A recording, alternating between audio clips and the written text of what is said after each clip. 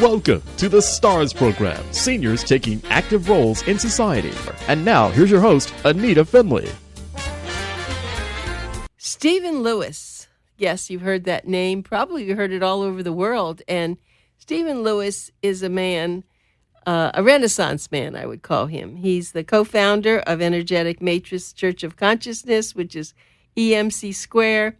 He's the co-author of the book Sanctuary, The Path to Consciousness, and the developer of the AIM, which is called All-Inclusive Method Program of Energetic Balancing. Energy, that's the whole story. And being balanced is the whole story. And just recently, I had a guest that talked about women, balancing their hormones. And so it's all about balancing everything, even when we see these terrible things happening in the big cities. These poor people are so unbalanced, and so that their energy is at such a poor state.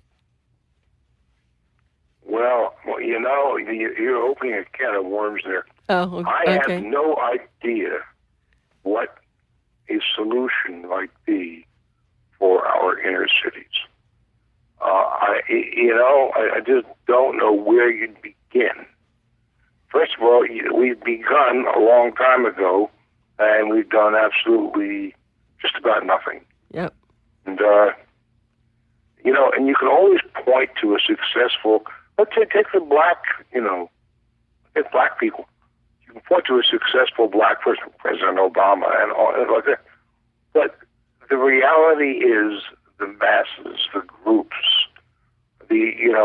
what are the population like? And, it's not a heartening picture. Well, let me tell you something that you and I have talked about love before. On Mother's Day, our triplet grandchildren gave their mother about a little 4-page book. They're only 9 years old. They were asked questions, I guess, and they wrote. And in each one of them, they talked about I love you because you do this. I love you because you massage my head at night. I love you because you pick me up. And each one in their way used the word love so much. And they're not going to be, there'll be problems of some sort, but won't be the same. And yet I read an article in the New York Times talking about why the kids join gangs.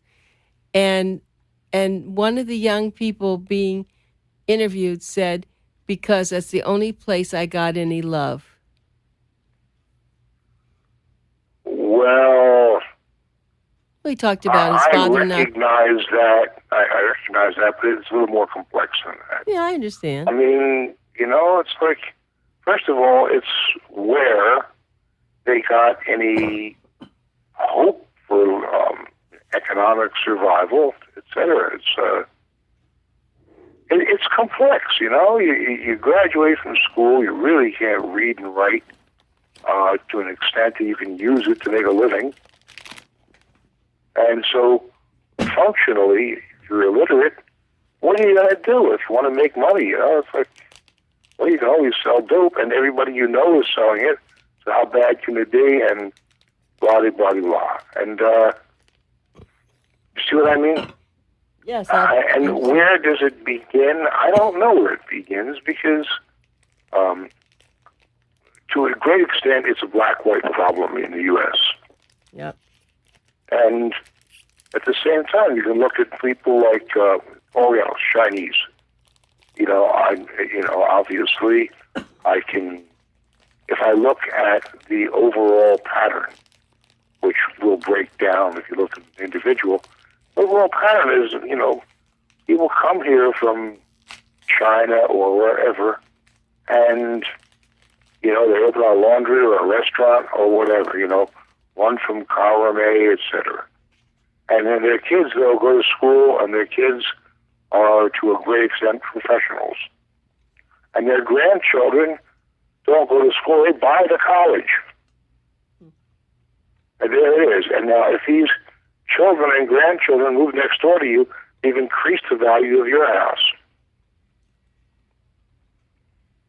Now, there it is. There's a relatively recent group of immigrants So you look at that, and what do you have to say? Because they value education. Everything that will let them get ahead in our society, they value. And it's part of their culture. So you can say there's no message there if you want. Well, go ahead and say whatever you want, but I think it's fairly clear. So, I had an argument at one time with a guy who, in my office building in Santa Monica, where I had my practice, there was a gym in the building, in the office, and there was a guy around, and he was an ex-basketball player, not NBA, but he played in Italy. And he's a pretty big guy, good shape, 6'6", and he said to me, well, I think the U.S. government is going to start paying money to black people because their ancestors were slaves. I said, so where are they going to get the money? The government doesn't go out and make money. They take it from people like me. Now, if I find that 1 cent of my money is being used to pay black people because their ancestors were slaves, I will object. I'll take it to court, etc. Why would you do that? I said, because my grandparents lived in basically in slavery, in a ghetto, up into the 20th century. Why the hell would I pay people because their ancestors were slaves back in 1860? What does it have to do with me? It's a fair question, isn't it? It is, but there's as you said before, there's so much more to all of this. It's, the families. No matter what you say, there's more to it. Yeah, of course. There's always more to all this. And I think what you started out the program is no one quite knows what to do now. It's been a problem for a long time, and there are a lot of sociologists and psychologists and people and urban planners are going to try to figure out what they can do to give these people, to give anybody, no matter what they're, whether they're black or white or Asian or whomever, a chance to better themselves. And I guess my question for you is, if you saw these people who were not doing well, and then you saw other people who were, like you were talking about the Asians, could you see a different energy level in your work? A different energy level? Elaborate a little bit, if you will, Anita, between whom and whom, or who and whom. Okay. If you were able to test the difference in an energy level in someone who is really poverty-stricken and not doing well with someone who's going to school, who has good family support, would that be obvious to you on the computer? I don't know, but it would be obvious to me outside the computer. I mean, you don't need a computer to walk in the street and to walk into a room and to live life. It would be pretty obvious to me and to you and to everybody else. There's a different mentality when you're destitute. It's that simple. Or when you're a different mentality when you're hustling against the law, using violence as a way of life. These things are obvious. But you see, we're talking now not about individuals, but really we're talking about the place of people who do this, and there are huge numbers, vast numbers in the inner city. It's like most of the old inner cities. What is the interaction and the place for them in terms of society? Well, history shows that the Caucasians moved out of the inner cities and they went to the suburbs, and then they left it's called the white flight. That's right. And what happened, though, they didn't fund the schools. They didn't have any of the same benefits that the suburbs and all the outside people had. And so that's what's caused all this. Now, there's a wonderful experiment that was very successful in in Harlem. Some young men, a man especially, I can't remember his name, he stayed with these guys. They all went to college. He really worked them, but now the whole place is gentrified. So, so the people who were there had to move out because the homes were too expensive. Well, yeah, I mean, I grew up in an inner city. And I was talking to a friend of mine, he's been a friend of mine for, I would say, about 75 years.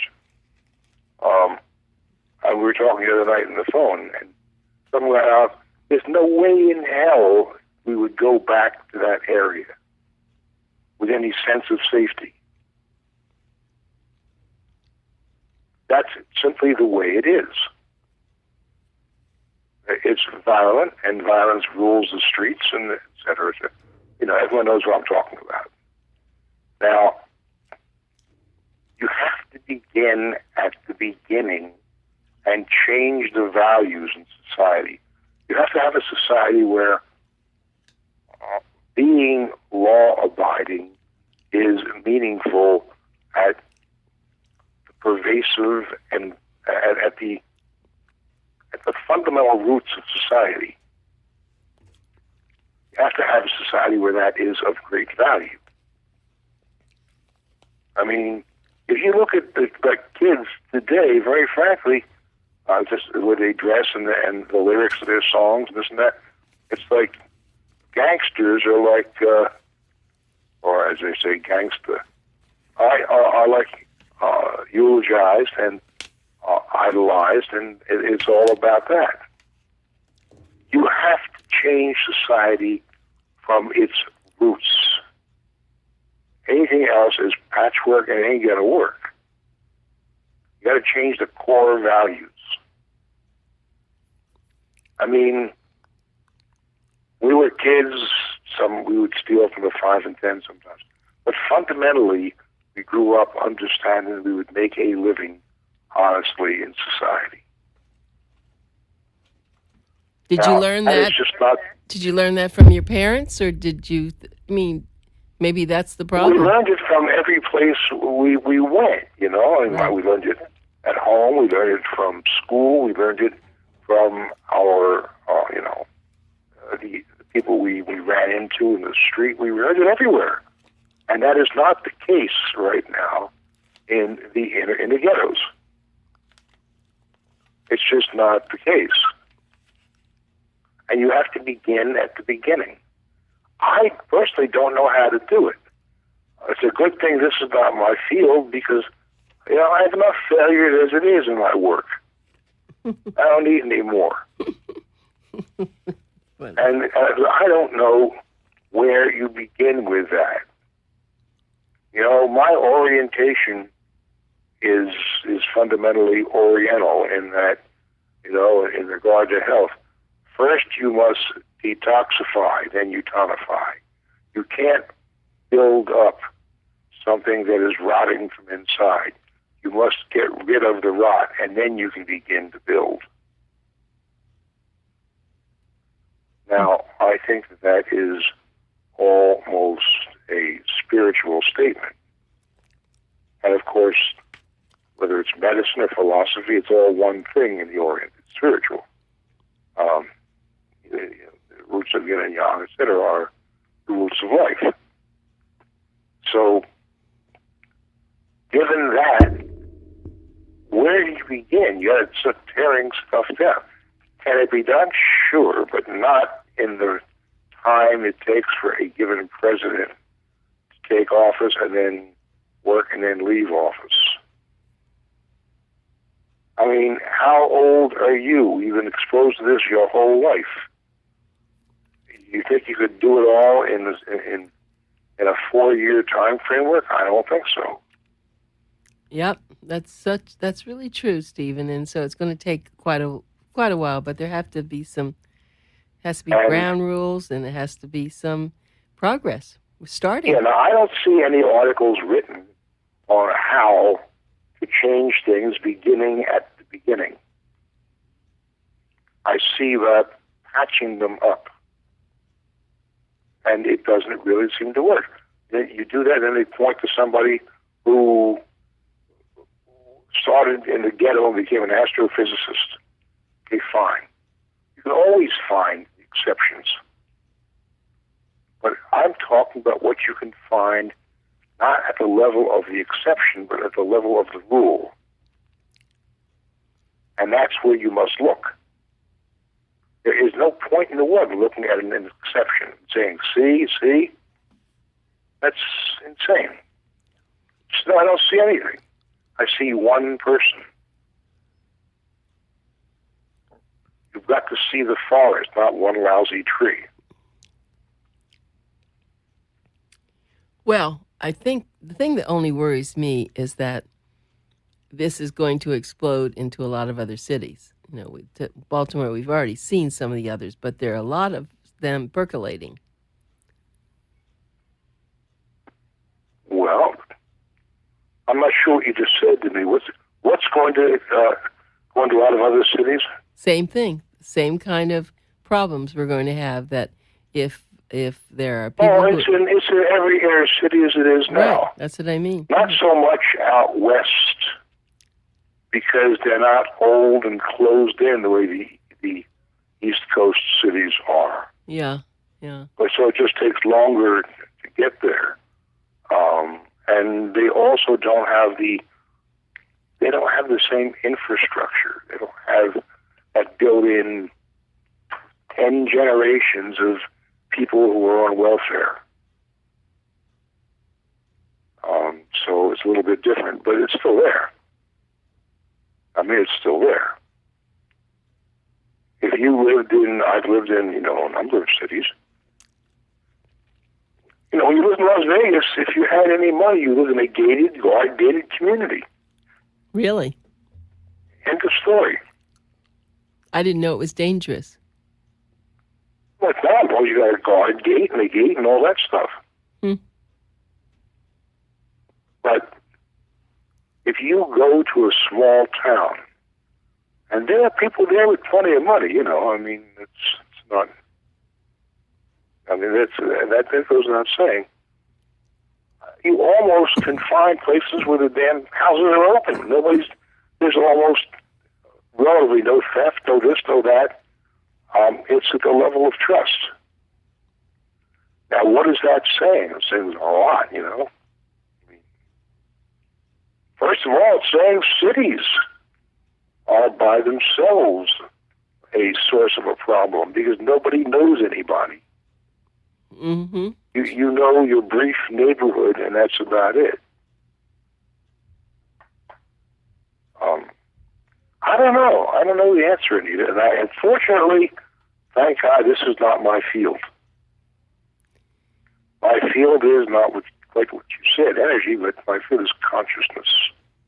Right. Because energy is. That's all you can say about energy. It is. It has no property. It has no smell, no taste, no time, no place, no nothing. Consciousness takes this amorphous stuff that we call energy and shapes it into what we call life. Yours, mine, ours. Well said. Consciousness creates the life we live. Yes. For better or for worse. It can create ecstasy or it can create cancer. Yep. And that is why we are in charge of and responsible for our lives, because we have the capacity and the power to shape and change our lives. Now, most of us will not do it because we have taken that power and sold it out. They said, okay, if I want to be healthy, I got to go to the healthy maker man, the physician. They don't heal people. They don't. They're really good for trauma, etc. But if you have chronic diseases, you must deal with them yourself. There are people, the success rate of medicine with chronic diseases is minute. They know that. we've taken that power and given it away, but we must take it back, and it must be organic. It's got to be real. I know where I live, I can walk out at night, whether it's 12, 1, 2, 3, or 4 in the morning. I'm perfectly safe. Well, there's an occasional cougar around. No, there are. There's cougar here. I've seen them. But so what? They don't bother you. If one gets a little closer than you want, you yell. It runs like hell. Well, actually, I feel safe. I live in a community called Boynton Beach, and I go out late at night, walk my dog, and I'm careful, but I don't feel like there's a problem. Yeah, well, you can't do that in Manhattan. Yeah, right. That's the point. And your community, I assume, is a fairly small community. But you can't. I don't know. What do you think? I have no answers. What do you think? Well, you don't know Bill's background, my husband, and so he's an urban planner. He graduated from Berkeley with a master's degree in urban planning and built a city called Columbia, Maryland, and he has helped a lot of cities. And so he's started a lot of very important community organizations that deal with this. They have sociologists. They work with the kids that come home from school. I mean, it's a very big issue, and it takes. And their funding, they're known across the country for an outstanding organization over the past 25 years. And he was actually part of the Rouse Company, and the Rouse Company was very big into Baltimore. So Bill knows a lot about this, and and I don't take the time to tell you about what he's doing, but he just came up with an idea that he wants to start an organization called Men of Color. And trying to help people in this condition. And he has a lot of ideas. And it'd be interesting for you to talk to him sometime. I mean, here he's 91, but he's still going strong. And he really, he doesn't quite know what to do, but he has proposed a book right now that he's been working on. And it's kind of a coincidence. And it's talking about building a new American city and rebuilding the old American cities. He's been working on this for the last 2 years. So this was quite a big thing to him. He's talking about starting at the roots, huh? Yep. Mm-hmm. Well, I can understand that, yep. But that's all a big job. Big job. But the one thing that he has maintained and what will make the difference is, unfortunately, in all areas, there are too many people who have their own little fiefdom, kingdom. So here, even in Palm Beach County, there are 37 municipalities. Everyone has their own police chief, their own fire chief, their own mayor. And if you took all those funds and you had some sort of a really regional work, just like he said, Portland's the only city in the United States that's really accomplished regional planning. So that's one of his theses. Is if you can get people to all work together in the government so that they don't see this is my fiefdom, that's yours, and you work together, there's a lot that can happen with that. So that's one of his ideas, and he's going after there's a billionaire club that Gates and others have started, and there are 100 or more, probably 200, 300 billionaires that have pledged to give half of their money to a good cause. And so Bill's going to go after that. I mean, he says he's an amazing guy. Maybe we should send you what he has written. And he's now in that process. He has a book, which is really a proposal, and he's going to find them, and he only needs $2.5 billion, and then he will make sure that there's a group of very smart people who will follow a lot of the things that he did successfully in Columbia, Maryland. Have you ever heard of Columbia, Maryland? Between Baltimore and Washington? Columbia. Columbia? Yeah.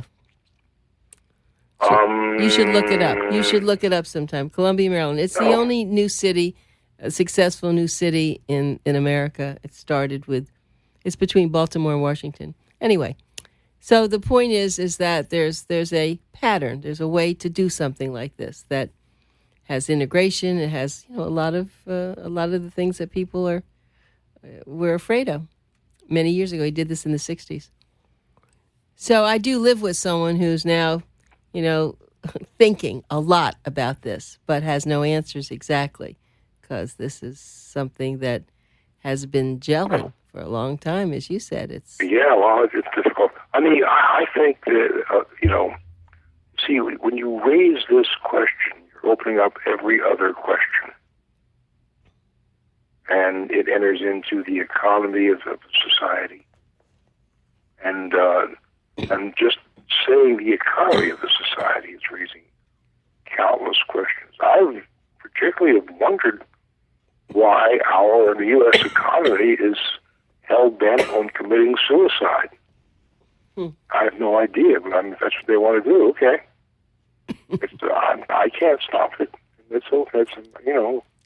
And it's too big a deal for me to try and stop it. But I've been wondering that for a long time. You must have stability at the foundation in society. And you're hearing that from a lifelong rebel. That's me. Right. And I have been a rebel my entire life. But the foundation of any society must have stability. And, we don't. Economically, we don't. Started with Nixon. He said, let's take the U.S. off the gold standard. Then all the countries followed suit because we were the worldwide leader. No, I never understood that. So now there's no standard. Yeah, I never understood that. So now if you want more money, it's not a problem. You print it. But of course, the question then becomes, what's that money worth? Right. Yeah, I never understood and I that. just said, even back then, this was way back, said, well, you have to have a standard. Otherwise, the money is worth the paper it's printed on, and that ain't much. Paper's cheap stuff. Even good paper with rag on it, still cheap. It's worth almost nothing. You can't violate the rules, the standards, the foundations. Go ahead.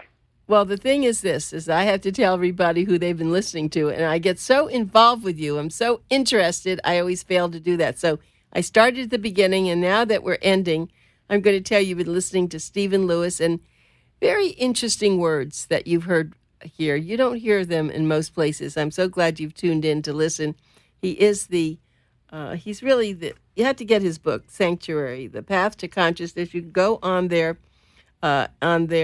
website. It's aimprogram.com, AIM, program.com. AIM stands for All-Inclusive Method. It's a program of energetic balancing, or you can call for information at 1-877-500-3622. Thank you very much. I really appreciated talking to you today. This was very current for us, and we'll have to be watching what's going to happen, and we'll talk again as we see this. And I'm going to send you Bill's. As soon as Bill's finished with this, I'm going to send this to you. All right? Sounds good. I look forward to it. Yeah, I'd like to do that. Thank you, Stephen, so much. Okay. All right. Bye. Bye.